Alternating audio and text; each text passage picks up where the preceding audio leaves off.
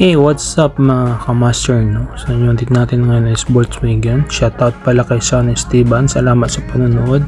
Gisa Banal, thank you for the star. Parkiana, thank you for comment, watching. Coco Bayan, thank you for the stars. Idil sa Cristamo, thank you for panonood. So, ang unit natin ngayon mga kamaster is Volkswagen GTI 2010 model. So, magpapalit tayo ng power window master switch mga kamaster, kasi intermittent yung function niya ng power window mga kamaster. So ito yung papalit natin bago mga kamaster, no? So titignan natin kung paano baklasin mga kamaster, no? Kasi parang ang hirap baklasin. So ito na nga kamaster, no? Ito yung papalitan natin.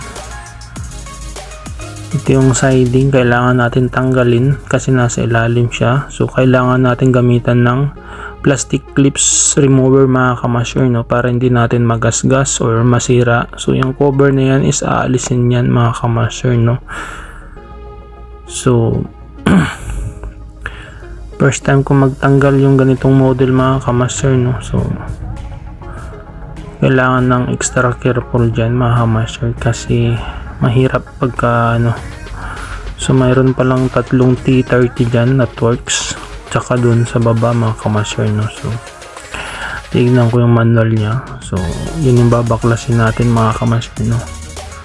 So yan na nabaklas na natin mga kamaster. So ang higpit niya mga kamaster, no, kasi yan may mga metal clip siya kamaster, hindi siya plastic.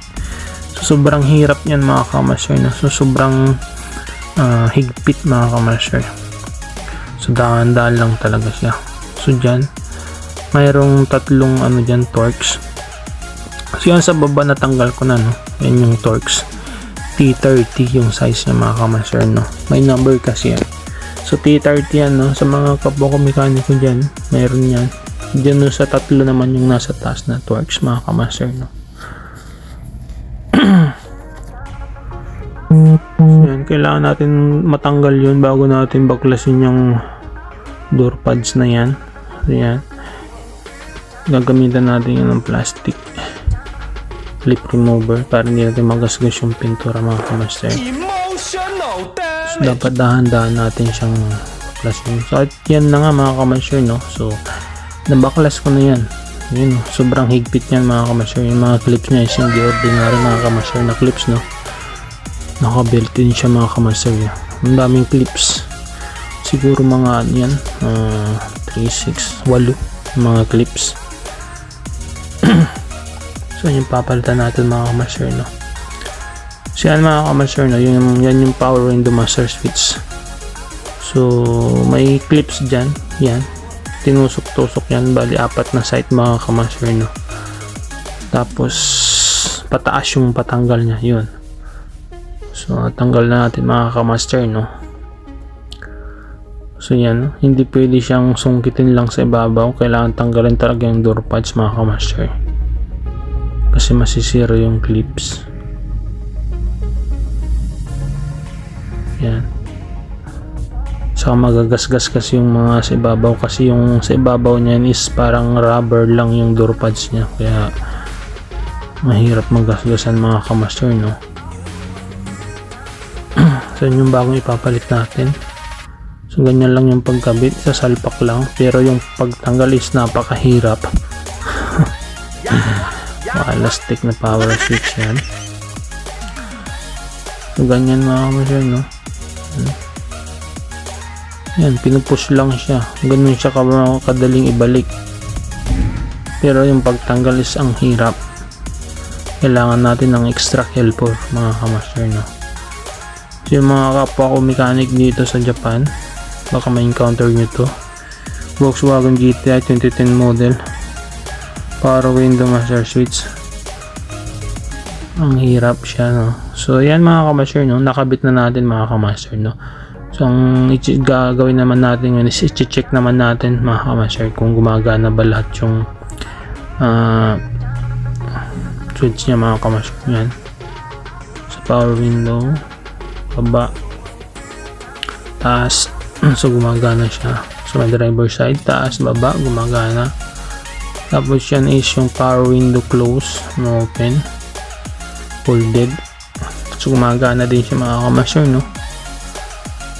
So yan, good siya mga kamaster, no.